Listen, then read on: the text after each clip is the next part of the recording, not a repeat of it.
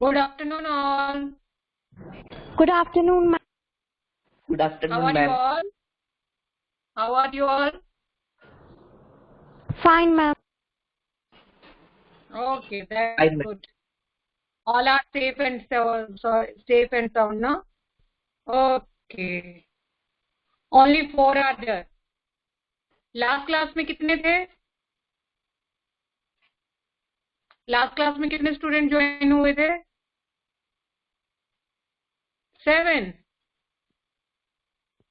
अभी क्या मतलब अभी या तो लंच का टाइम हो गया है या फिर नींद लगी है ना, ऐसा लग रहा है मुझे उन लोगों को.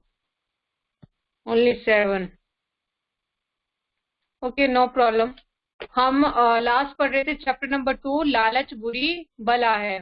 कौन फटाफट से मुझे उस स्टोरी के बारे में बताएगा? सरफराज, आज आपकी टर्न बेटा. जो हमने अभी तक स्टोरी पढ़ी है उस स्टोरी को बताएंगे आप? Yes ma'am. यस बेटा. एक बच्चा था जिसका नाम था अब्दुल्ला. उसके माँ बाप उसके बचपन में गुजर गए थे, लेकिन उसके पास इतना पैसे था कि वो अपनी सारी जिंदगी ऐशो आराम में मतलब पूरी जिंदगी वो उस पैसे से अपनी जिंदगी चला सकता था. लेकिन उसने बचपन में ही पहले से सारी अपनी संपत्ति खत्म कर दी, सब कुछ यूज कर दिया अपना सारा पैसा. उसके बाद उसने कड़ी Yes. मेहनत करके 80 ऊँट खरीदे, जिससे उससे बहुत सारा लाभ होता था. फिर उसे जब वो हिंदुस्तान व्यापारियों के साथ जा रहा था, तब उसे एक वहां पर साधु मिले, जो उसके साथ अब्दुल्ला ने उनको अपने साथ खाना खाने के लिए बैठा दिया. फिर उसने कहा वहां पर उस साइड बहुत सारा खजाना है, जिससे तुम अपने सारे ऊँटों को सोने से ढक सकते हो. तो फिर वो उसके साथ गया. फिर थोड़े आगे जाते ही उधर एक बड़ा सा मैदान सा आ गया पहाड़ के पीछे. उसने कहा यहाँ पर तुम्हारे सारे ऊँट छोड़ दो. उसने उसके अपने सारे ऊँट वहां पर बिठा दिए, और फिर वो साधु बाबा दोनों आगे चले गए. फिर साधु बाबा ने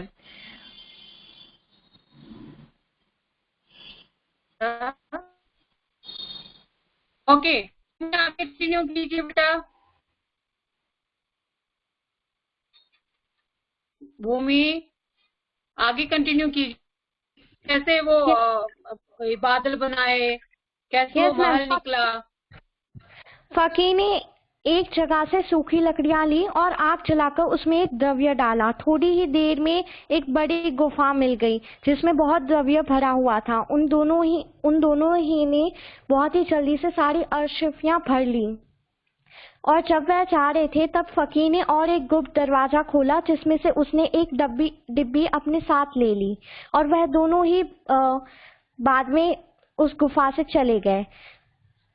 उसके बाद फकीर ने कुछ मंत्र पढ़े और उस गुफा को फिर से गायब कर दिया. अब दोनों ही अपने रास्ते 40-40 ऊँट लेकर अपने वादे के अनुसार चले गए. लेकिन अब्दुल्ला को और लालच हुआ और उसने फकीर को अपनी बातों में फंसाकर धीरे धीरे सारे ऊँट लेना शुरू कर दिया. फकीर भी बिना बहस किए उसे ऊँट देता रहा. अंत में फकीर के पास सिर्फ 10 ही ऊँट बचे. लेकिन अब्दुल्ला को उसमें भी बहुत लालच हुई. उसने फिर से वह 10 ऊँट मांगे और फकीर ने वो भी 10 ऊँट ले लिए. अब अब्दुल्ला को सिर्फ वह डिब्बी चाहिए थी जो फकीर के पास थी. लेकिन इस बार फकीर ने उसे वह डिब्बी देने से मना कर दिया. लेकिन अब्दुल्ला उस डिब्बी के लिए उससे फकीर से बहस करने लगा. तो फकीर को उसकी नीयत का पता चल गया और उसने उसको डिब्बी दे दी और उसकी विशेषता बताई कि अगर वह उसको बाई आंख में लगाएगा तो उसे सारे संसार के गुप्त कोश दिखाई देंगे. अब हमें पेज नंबर 18 से पढ़ना है. ओके बेटा, वेरी गुड. मैं स्क्रीन शेयर कर रही हूँ. Okay,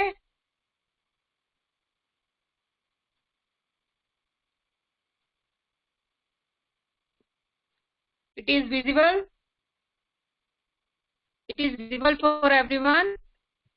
Yes, ma'am. ओके बेटा.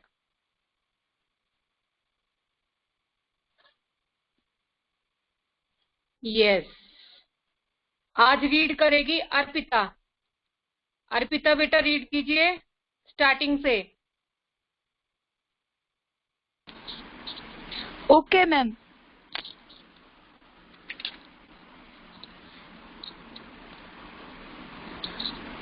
बाबा अब्दुल्ला ने कहा। मैम ये इसी पेज से स्टार्ट करना है ना, फर्स्ट पेज से? Page number 18। Okay ma'am. अगर तुमने इसे दाहिनी आंख में लगाया तो तुम सदैव के लिए अपनी दोनों आंखों से अंधे हो जाओगे। मैंने कहा, साईं जी, आप तो इस मरहम के पूरे जानकार हैं, आप ही इसे मेरी आंखों में लगा दे। फकीर ने मेरी बाई आंख बंद की और थोड़ा सा मरहम लेकर पलक के ऊपर लगा दिया। मरहम लगाते ही वैसा ही हुआ जैसे उस फकीर ने कहा था, यानी दुनिया भर के गुप्त और भूमिगत धन कोश मुझे दिखाई देने लगे। मैं लालच में अंधा तो हो ही रहा था। मैंने सोचा कि अभी और कई खजाने होंगे तो इस नहीं दिखाई दे रहे हैं। मैंने दाहिनी आंख बंद की और फकीर से कहा, इस पर भी मरहम लगा दो ताकि बाकी खजाने भी मुझे दिखने लगे। फकीर ने कहा, ऐसी बात न करो, अगर दाहिनी आंख पर मरहम लगा तो तुम हमेशा के लिए अंधे हो जाओगे। ओके बेटा, जैसा कि हम सभी जानते हैं, अब्दुल्ला ने अपने सारे ऊंट जो खजाने से भरे हुए थे और जिसमें से आधे ऊंट यानी 40 ऊंट जो फकीर को दिए हुए थे उसने वायदे के अनुसार, लेकिन धीरे धीरे कर उसने अपने लालच में आकर फिर फकीर की खुशामद करते हुए वापस सारे ऊंट अपने पास ले लिए। अब्दुल्ला के पास 80 ऊंट हो गए ना, लेकिन उसके मन का लालच जो था और अधिक बढ़ता जा रहा था। अब उसके मन का लालच उस डिबिया की ओर आकर्षित हो रहा था, क्योंकि उसे लग रहा था कि फकीर ने उस डिबिया को उठाया है तो जरूर ही उस डिबिया में कुछ ना कुछ खासियत होगी, कुछ ना कुछ बड़ा रहस्य है जिस कारण ये फकीर जो है उस डिबिया को डोली में डालकर लाया है। तो अब वो उस डिबिया को लेने की जब उससे आग्रह कर रहा है, उससे फकीर से कहता है कि हाँ मुझे वो डिबिया दे दो। पहले तो फकीर मना कर देता है कि नहीं नहीं, मैं तो वो डिबिया नहीं दूंगा। और बार बार उसके मनाने के बाद और उसे लगा कि अब तो अब्दुल्ला नहीं मानने वाला, उसे डिब्बी देनी ही पड़ेगी। तो फकीर ने कहा, हाँ हाँ तुम ये डिब्बी ले लो, लेकिन इससे पहले तुम इस डिब्बी में जो मरहम है उसकी खासियत जान लो। उसकी खासियत यही थी कि यदि उसे बाईं आंख में लगाया जाए, बाईं यानी लेफ्ट, ठीक है, यदि उसे बाईं आंख में लगाया जाए तो दुनिया भर के जितने भी गड़े हुए खजाने हैं, जितने भी छुपे हुए खजाने हैं, वो सारे दिखाई देना शुरू हो जाते हैं जिसकी आंख में वो मरहम लगा हुआ हो, बाईं आंख में। लेकिन यदि गलती से तुमने इसे दाहिनी आंख में लगा लिया, दाहिनी यानी राइट, यदि दाहिनी आंख में लगा लिया तुम सदैव होता है सदा के लिए, है ना, हमेशा के लिए, तो तुम हमेशा के लिए अपनी दोनों आंखों से अंधे हो जाओगे, यानी तुम्हें दिखाई देना बंद हो जाएगा। मैंने कहा, साईं जी आप तो इस मरहम के पूरे जानकार हैं। अब अब्दुल्ला ने उसकी और खुशामद करना शुरू कर दी और कहने लगा, साईं जी आप तो इस मरहम के बारे में पूरी जानकारी रखते हैं, आप इसे मेरी आंख में लगा दें। आंख में, खुली आंख में नहीं लगाना था वो मरहम लगाना था आंखों को बंद करके, हमारी जो पलक होती है, आई लैश होती है, आईलिड, उसके ऊपर लगाना होता है वो, है ना, तो उसके ऊपर वो लगा दीजिए। फकीर ने मेरी बाईं आंख बंद की और थोड़ा सा मरहम लेकर पलक के ऊपर लगा दिया। फकीर ने थोड़ा सा मरहम निकाला उस डिबिया में से और अब्दुल्ला की बाईं आंख बंद करके उसकी पलक के ऊपर थोड़ा सा मरहम लेकर लगा दिया। मरहम लगते ही वैसा ही हुआ जैसा उस फकीर ने कहा था। जैसे ही मरहम आंख पे लगता है ठीक वैसा ही होने लगा जैसा उस फकीर ने कहा था। क्या कहा था फकीर ने?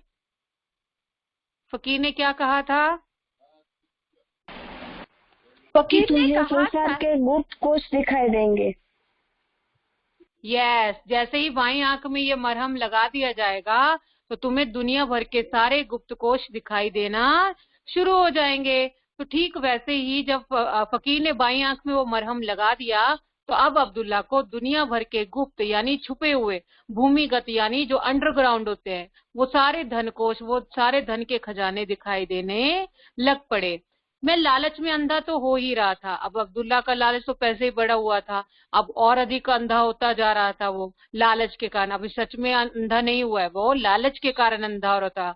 उसे अच्छे बुरे की समझ नहीं थी, वो किसी की मानना नहीं चाहता था, उसे तो सिर्फ ज्यादा से ज्यादा पाने की लालसा हो रही थी, ज्यादा से ज्यादा पाने का लालच हो रहा था। मैंने सोचा कि अभी और खजाने होंगे। अब अब्दुल्ला के मन में ये विचार आ रहा था कि हो सकता है कि अभी और खजाने हो जो नहीं दिखाई दे रहे हैं, जो मुझे अभी दिखाई नहीं दे रहे हैं। हो सकता है मैंने फिर वो अपने मन में सोच रहा होगा ना कि दाहिने आंख में लगवा लूं तो ऐसा जितने भी और बगड़े हुए खजाने वो भी दिखाई देने लगेंगे। तो उसने दाहिनी आंख बंद की और फकीर से कहा, इस पर भी मरहम लगा दो ताकि बाकी खजाने भी मुझे दिखने लगे। अब्दुल्ला के मन में तो शक था ही कि शायद ये फकीर जानबूझ के कह रहा है, तो उसे कहता है ऐसा करो दाहिनी आंख में भी थोड़ा सा मरहम मुझे लगा दो। फकीर ने कहा, ऐसी बात ना करो, अगर दाहिनी आंख में मरहम लगा तो तुम हमेशा के लिए अंधे हो जाओगे। अब फकीर ने वापिस अपनी बात को रिपीट किया, वापिस अपनी बात को दोहराया कि तुम ऐसी बात मत करो और मुझे ऐसा करने के लिए मत कहो। अगर मैं ये दाहिनी आंख में तुम्हारे मरहम लगा दूंगा तो तुम हमेशा के लिए अंधे हो जाओगे। कौन पढ़ेगा अभी?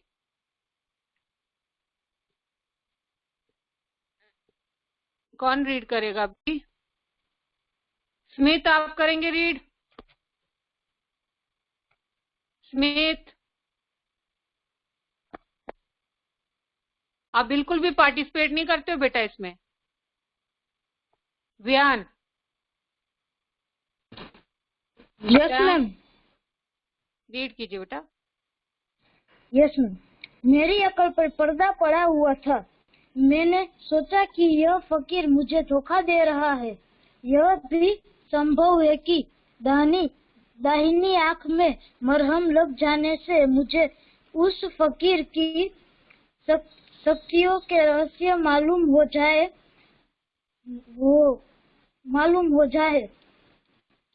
वह फकीर बार बार कहता रहा कि यह मूर्खता भरी जिद छोड़ो और मरहम को दाईं आंख में लगवाने की बात न करो। किंतु मैं यही समझता रहा कि वह स्वार्थवश ही मेरी दाईं आंख में मरहम नहीं लगा रहा है। ओके बेटा, अब अब्दुल्ला जो था उसे अब समझ में आ रहा है, क्योंकि अब वो किसी को अपनी स्टोरी सुना रहा है, ये सब कुछ तो उसके साथ बीत चुका है। तो अब्दुल्ला अब कहता है कि मेरी अकल पर पर्दा पड़ा हुआ था, यानी मैं बिल्कुल बेवकूफ बन चुका था, मूर्ख बन चुका था, मुझे बिल्कुल भी समझ नहीं रही थी अच्छे बुरे की, मतलब मेरा लाभ हानि, मुझे किसी भी बात की कोई समझ नहीं रही थी। मैंने सोचा कि यह फकीर मुझे धोखा दे रहा है। अब्दुल्ला क्या सोच रहा है कि ये फकीर जरूर मुझे धोखा दे रहा है, इसलिए मना कर रहा है कि मेरी दाईं आंख में मरहम नहीं लगाएगा, शायद इसलिए वो मुझे डरा रहा है। और ये भी हो सकता है या ये भी संभव है कि दाहिनी आंख में मरहम लग जाने से मुझे उस फकीर की शक्तियों के रहस्य मालूम हो जाए। और ये भी तो हो सकता है कि जैसे ही दाहिनी आंख में मरहम लग जाएगा तो शायद उस फकीर के पास जितनी भी शक्तियां हैं उन सभी शक्तियों के रहस्य मुझे मालूम हो जाएं, जिस वजह से फकीर मुझे मना कर रहा है। वह फकीर बार बार कहता रहा कि यह मूर्खता भरी जिद छोड़ दो। फकीर ने बार बार उसे ये मतलब कहा कि तुम ये मूर्खता जो कर रहे हो, ये जो बेवकूफी कर रहे हो, इस बेवकूफी को छोड़ दो और मरहम को दाईं आंख में लगवाने की बात ना करो। किंतु मैं यही समझता रहा कि वह स्वार्थवश ही मेरी दाईं आंख में मरहम नहीं लगा रहा है। और अब्दुल्ला के मन में तो यही विचार आता रहा, वो तो यही समझता रहा कि जरूर ही फकीर का कोई स्वार्थ है जिसकी वजह से वो मेरी दाईं आंख में मरहम नहीं लगा रहा है। ओके नेहा? Yes ma'am. उसने मुझसे कहा, पॉइंट तो क्यों जिद कर रहा है? मैंने तेरा जितना लाभ कराया है कि अपनी ही हालत मेरे हाथ से उठाना चाहता हूँ। मैं एक बार भलाई करके अब तेरे साथ बुराई क्यों की? किंतु मैंने कहा, जैसे आपने अभी तक मेरी हर चीज पूरी की है, वैसे ही आखिरी चीज भी पूरी कर दीजिए। अगर इससे मेरी कोई हानि होगी तो उसके जिम्मेदार मुझ पर ही होंगे, आप पर नहीं। आगे भी पढ़ो बेटा। Yes ma'am. फकीर ने कहा, अच्छा तू अपनी बर्बादी चाहता ही है तो वही से। यूं कहकर उसने मेरी दाहिनी आंख की पलक पर भी उस मरहम को लगा दिया। मरहम लगाते ही मैं बिल्कुल अंधा हो गया। मुझे अपार दुख हुआ। मुझे अपनी मौत का भी याद न रहा। मैंने फकीर का भला बुरा कहना शुरू किया और कहा, अब यह सारा काम मेरे किस काम का? तुम मुझे अच्छा कर दो और अपने हिस्से के 40 तक लेकर चले जाओ। उसने कहा, अब कुछ भी नहीं हो सकता, मैंने तुम्हें पहले ही चेतावनी दी थी। ओके बेटा। उसने मुझसे कहा कि भाई तू जिद क्यों कर रहा है, क्यों मैं नहीं मान रहा है, बिना बात की जिद मत कर।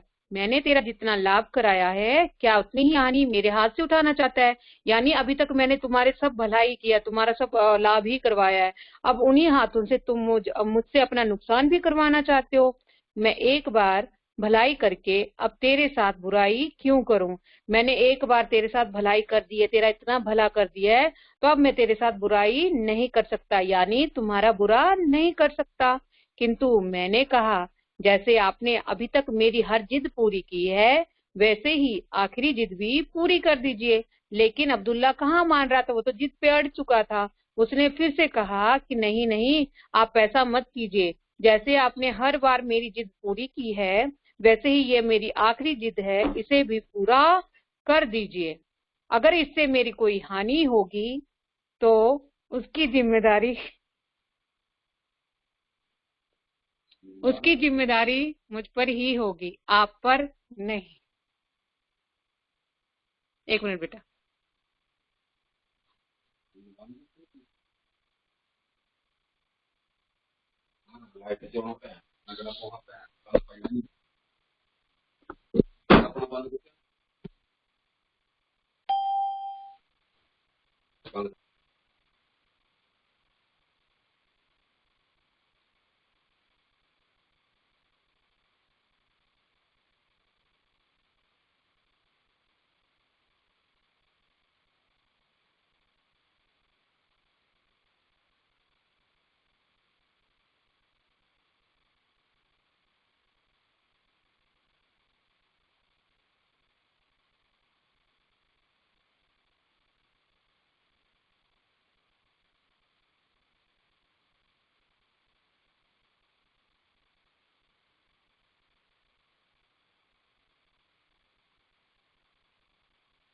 सॉरी बेटा, थोड़ा सा डिस्टरबेंस था इसलिए मैंने बंद किया था। कहाँ ने मेरी हर जिद पूरी की है, दीजिए और इसे भी पूरा कर दीजिए। अब कौन सी जिद पकड़े हुए था वो? अब्दुल्ला कौन सी जिद पकड़े हुए था अब? हेलो अब्दुल्ला, कौन सी आखिरी जिद पकड़े हुए था? कि मेरी दाहिनी आंख में भी मरहम लगा दो। यस। अब्दुल्ला फकीर की बात को बिल्कुल भी नहीं मान रहा था। उसकी बार बार चेतावनी होने के बावजूद उसकी बात नहीं समझ रहा था। फिर भी उसने कहा कि यह मेरी आखिरी जिद है, आप इसे पूरा कर दीजिए। अगर इससे मेरी कोई हानि होगी, यानी मुझे इससे अगर कोई नुकसान होगा, तो उसकी पूरी जिम्मेदारी मुझ पर ही होगी, आप पर नहीं। फकीर ने कहा, अच्छा तो अपनी बर्बादी चाहता है तो वही सही। अब फकीर भी उसके आगे मतलब बेबस हो गया, लाचार हो गया, मतलब उसको भी अपने मतलब अपनी बात को छोड़ना पड़ा। फकीर ने कहा, अगर वही तू चाहता है कि तेरी बर्बादी हो तो यही सही। यह कहकर उसने मेरी दाहिनी आंख की पलक पर भी उस मरहम को लगा दिया, और यही कहकर उसने उसकी दाहिनी आंख यानी राइट आई पर भी मरहम लगा दिया।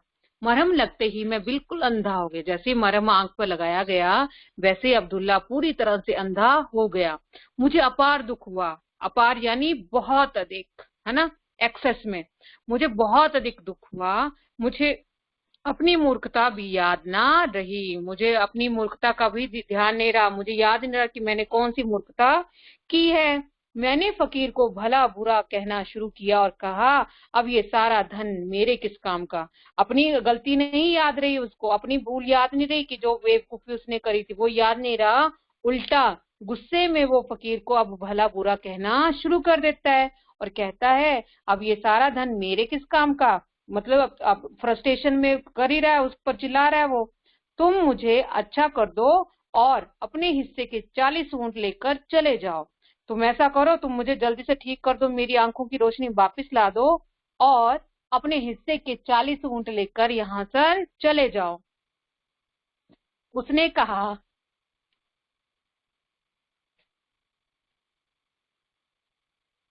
कहा, अब कुछ भी नहीं हो सकता, मैंने तुम्हें पहले ही चेतावनी दी थी। लेकिन फकीर अब उसकी बात को मानने वाला कहाँ था। उसने तो पहले ही चेतावनी दी थी, उसने तो पहले ही कहा था कि यदि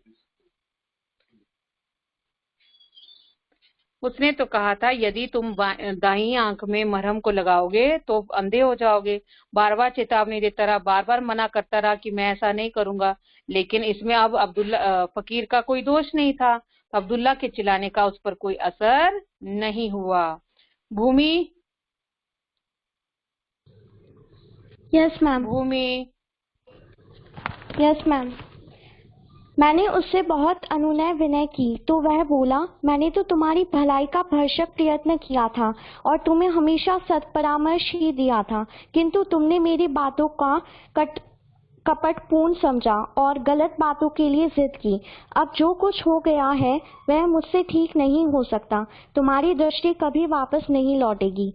मैंने उससे गिड़गिड़ाकर कहा, साईं जी, मुझे अब कोई लालच नहीं रहा, आप शोक में सारी धन संपदा और मेरे सभी 80 ऊंट ले जाइए, सिर्फ मेरी आंखों की ज्योति वापस दिला दीजिए। उसने मेरी बात का कोई उत्तर नहीं दिया, बल्कि सारे ऊंट और उन पर लदी हुई संपत्ति लेकर वह बसरा की ओर चल दिया। ऊँटों के चलने की आवाज सुनकर मैं चिल्लाया, साईं जी, इतनी कृपा तो कीजिए कि इस जंगल में इसी दशा में न छोड़िए, अपने साथ मुझे भी ले जाइए। चलिए, रास्ते में कोई व्यापारी बगदाद जाता हुआ मिलेगा तो मैं उसके साथ हो लूंगा। किंतु उसने मेरी बात न सुनी और चला गया। अब मैं अंधेरे में इधर उधर भटकने लगा, मुझे मार्ग का भी ज्ञान न था कि पैदल ही चल देता। अंत में थककर गिर गया और भूख प्यास से तड़पने लगा। ओके बेटा, मैंने उससे बहुत अनुनय विनय की। मैंने यानी अब्दुल्ला कहानी सुना रहा है तो मैंने उसके लिए कहा गया है। अब्दुल्ला ने फकीर से बहुत अधिक प्रार्थना की, बहुत उसकी खुशामद की, बहुत उससे मतलब बार बार का विनती करता रहा, प्रार्थना करता रहा। तो वह बोला, मैंने तो तुम्हारी भलाई का भरसक प्रयत्न किया था। फकीर ने बदले में क्या कहा कि मैंने तो जो पूरी कोशिश की थी, भरसक यानी पूरी तरह से भरपूर, मैंने तो तुम्हारी भलाई का भरपूर प्रयत्न किया था, पूरी तरह से प्रयत्न किया था और तुम्हें हमेशा सत्य परामर्श ही दिया। सत्य परामर्श क्या होता है बेटा, पता है किसी को? सत्य परामर्श,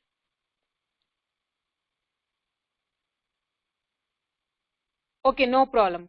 सत्य यानी सत्य, परामर्श यानी सलाह, यानी सही सलाह। मैंने तो तुम्हें हमेशा ही सही सलाह दी थी, किंतु तुमने मेरी बातों को कपटपूर्ण समझा और गलत बातों के लिए जिद की। लेकिन तुम मेरी बातों को सिर्फ धोखे वाली बातें ही समझ रहे थे कि मैं तुम्हारे साथ कोई धोखा कर रहा हूँ, मेरा कोई स्वार्थ है, यही समझा और गलत बातों के लिए तुम जिद करते रहे।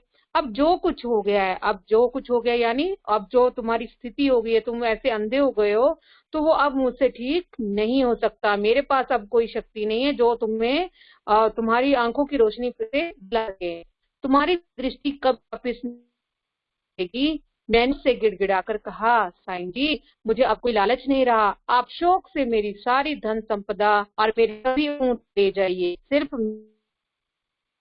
की ज्योति वापस दिला दीजिए। देखो मरता क्या ना करता ना, अब सारा लालच धरा का धरा रह गया। उस जितना भी लालच उसने किया था, जितनी भी कमाई वो करना चाहता था, वो सारी कमाई भी लुटाने को तैयार है, क्योंकि उसकी अपनी जान पर बनाई है, उसका अपना नुकसान होने पे आ गया है।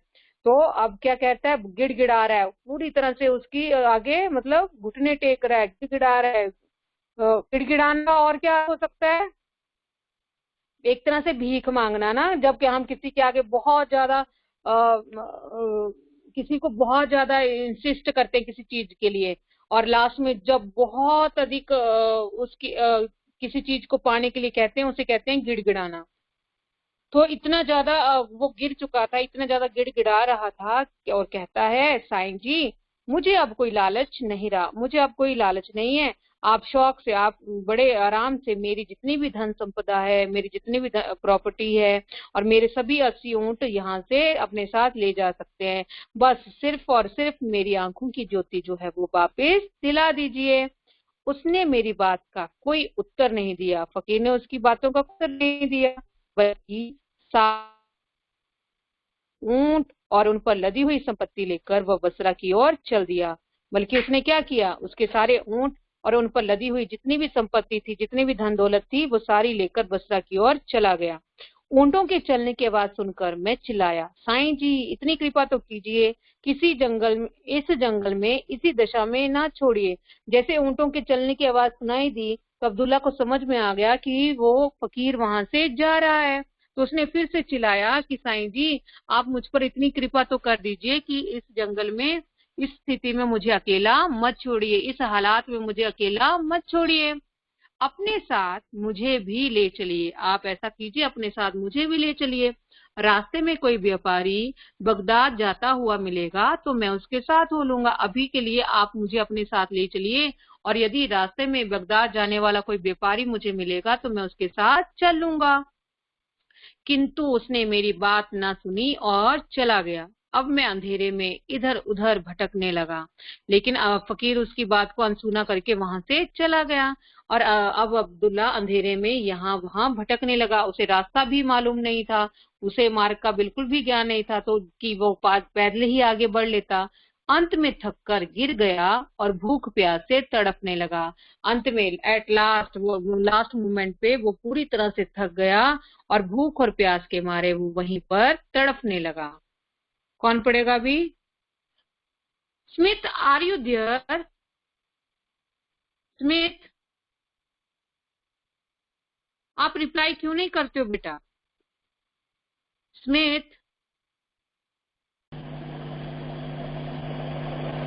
रीड करो बेटा, ये नेक्स्ट रीड करो। Hello Smith,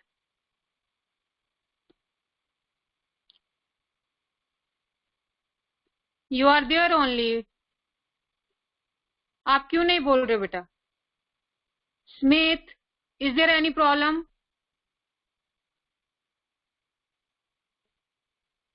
Smith, is there any problem? Arpita you can बेटा। Arpita, okay ma'am. सौभाग्य से दूसरे ही दिन व्यापारियों का एक दल बसरा से बगदाद को जाते हुए उस मार्ग से निकला। वे लोग मेरी हालत पर तरस खाकर मुझे बगदाद ले आए। अब मेरे सामने इसके अलावा कोई रास्ता नहीं रहा कि मैं भीख मांगकर पेट पालूं। मुझे अपनी लालच और मूर्खता का इतना खेद हुआ कि मैंने इस कसम खा ली कि किसी से भीख नहीं लूंगा। मैम दूसरा पैराग्राफ भी रीड कर। यस बेटा, कंप्लीट कर दो ये। उसकी दर्द भरी कहानी सुनकर खलीफा ने कहा, तुम अपनी हालत के लिए खुद जिम्मेदार हो, अल्लाह तुम्हें माफ करे। अब तुम जाकर सारी भिक्षुक मंडली को अपना वृत्तांत बताओ, ताकि सभी को मालूम हो कि लालच का क्या फल होता है। अब तुम भीख मांगना छोड़ दो, मेरे खजाने से तुम्हें हर रोज 5 रुपए मिला करेंगे और यह व्यवस्था तुम्हारे जीवन भर के लिए होगी। बाबा अब्दुल्ला ने जमीन से सिर लगाकर कहा, सरकार के आदेश का मैं खुशी से पालन करूंगा। ओके बेटा, तो अभी सौभाग्य यानी लकीली कि उसकी किस्मत थी कि दूसरे ही दिन व्यापारियों का एक टीम थी, एक जो दल था, वो बसरा से बगदाद जाते हुए उस मार्ग से निकला। वो लोग बसरा से बगदाद की ओर जा रहे थे। वे लोग मेरी हालत पर तरस खाकर, उन लोगों को अब्दुल्ला की हालत पर तरस आ गया। उन्होंने उसे ऐसे तड़पते हुए देखा तो उसे दया आ गई, तो वे अपने साथ उसे बगदाद ले आए। अब मेरे सामने इसके अलावा कोई रास्ता नहीं था, यानी अब अब्दुल्ला के पास एक ही रास्ता था कि वो भीख मांगकर अपना पेट भरे। मुझे अपने लालच और मूर्खता का इतना खेद हुआ कि मैंने कसम खा ली कि किसी से भीख नहीं लूंगा।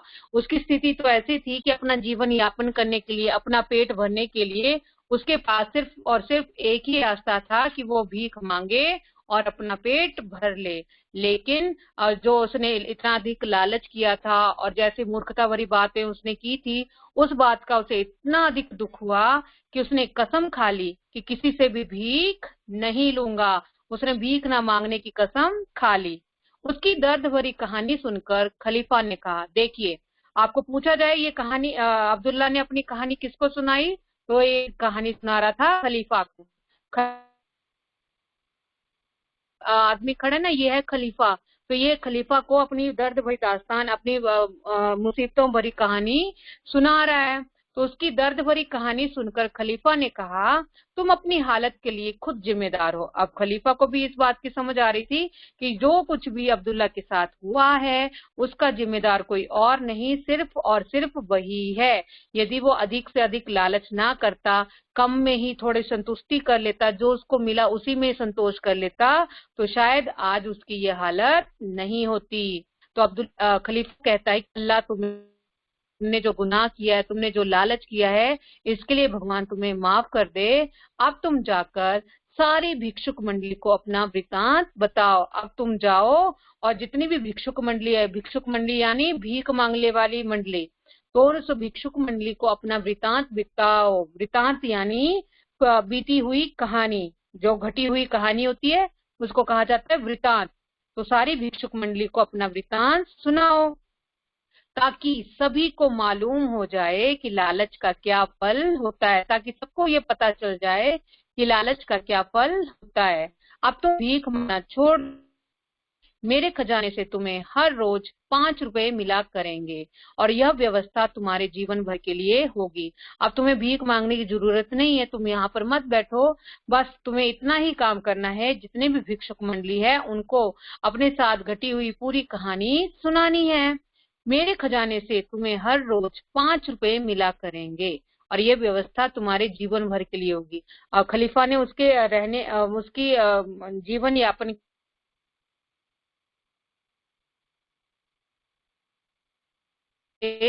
खलीफा के खजाने से मिलेंगे और ये व्यवस्था उसके पूरे जीवन भर के लिए होगी। यानी जब तक अब्दुल्ला जीवित रहेगा तब तक उसे खलीफा के खजाने से हर दिन 5 रुपए मिला करेंगे। बाबा अब्दुल्ला ने जमीन से सिर लगाकर कहा, सरकार के आदेश का मैं खुशी से पालन करूंगा। अब उसका अभिवादन करते हुए, उसको सलाम करते हुए बाबा अब्दुल्ला ने क्या किया, जमीन से सिर लगाया और कहा, सरकार के आदेश का मैं खुशी से पालन करूंगा। आपने जो मुझे आदेश दिया है, आपने जो मुझे ऑर्डर दिया है, मैं उसका बड़ी ही खुशी से पालन करूंगा और ऐसे ही मैं अपने साथ बीती हुई सारी कहानी जो है लोगों को सुनाया करूंगा। ठीक है, तो क्या सीखा आपने इस कहानी से? क्या सीखा? लालच बुरी बला है। लालच बुरी बला है ना, लेकिन किस तरह से, मतलब ये तो हमें शुरू से ही पता है।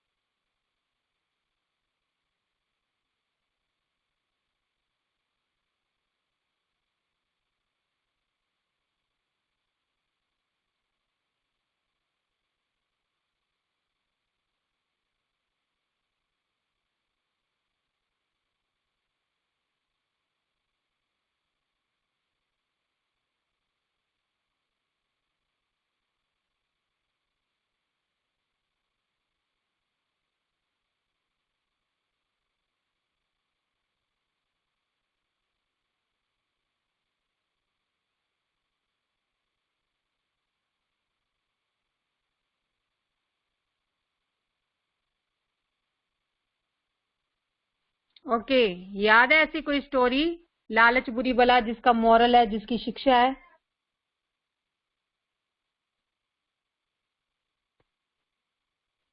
रिप्लाई कीजिए बेटा, चैट बॉक्स ही यूज कीजिए, नहीं पता तो कोई बात नहीं। हेलो।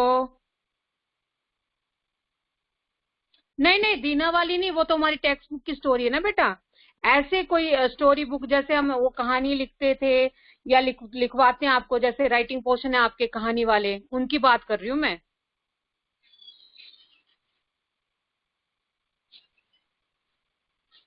नहीं है याद ना?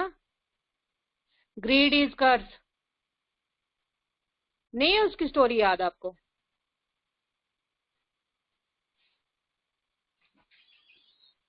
वो कुत्ते की कहानी याद है, कुत्ते की?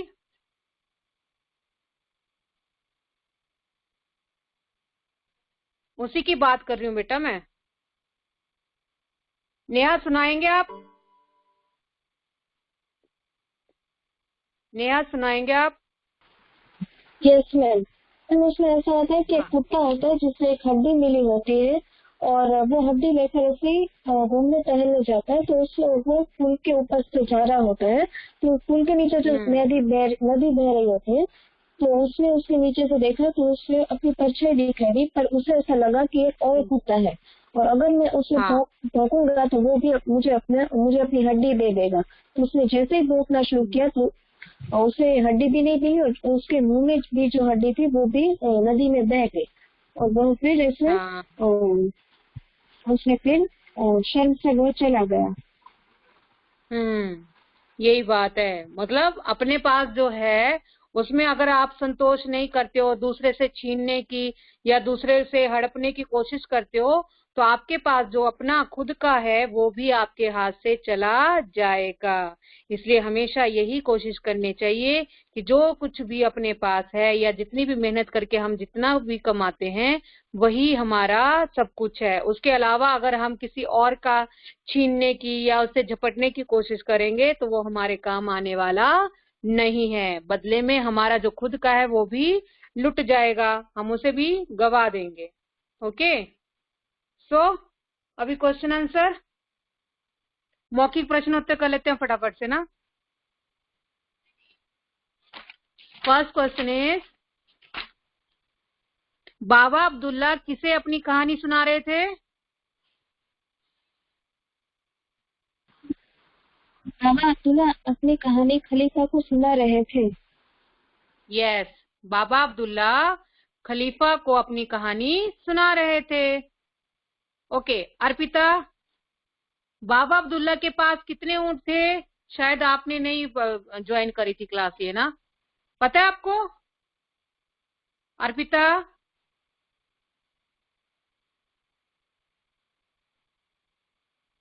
चलिए स्मिथ बताइए, कितने ऊंट थे बाबा अब्दुल्ला के पास?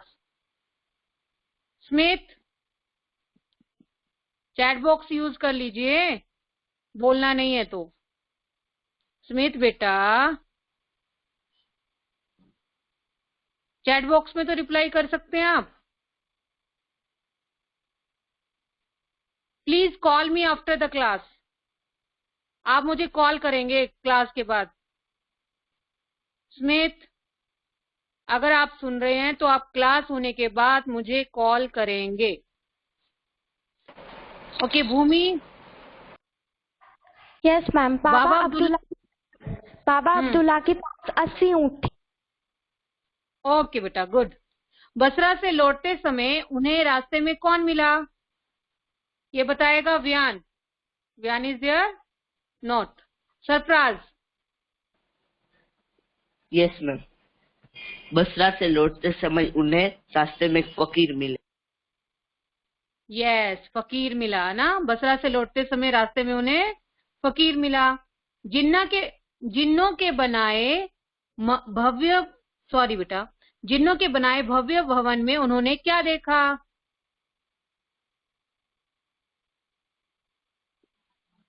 कौन बताएगा इसका आंसर? जिन्नों के बनाए भव्य भवन में उन्होंने क्या देखा? यस बेटा नेहा। Yes ma'am. जिन्होंने बनाए भव्य द्रव्य, उन्होंने देखा कि असीम द्रव्य भरा पड़ा हुआ था और कई सारे बहुमूल्य रत्न और अशर्फियां थी। यस बेटा। मरहम को दाहिनी आंख की पलक पर लगाने पर क्या परिणाम हुआ? अर्पिता, मरहम को दाहिनी आंख की पलक पर लगाने का क्या परिणाम हुआ?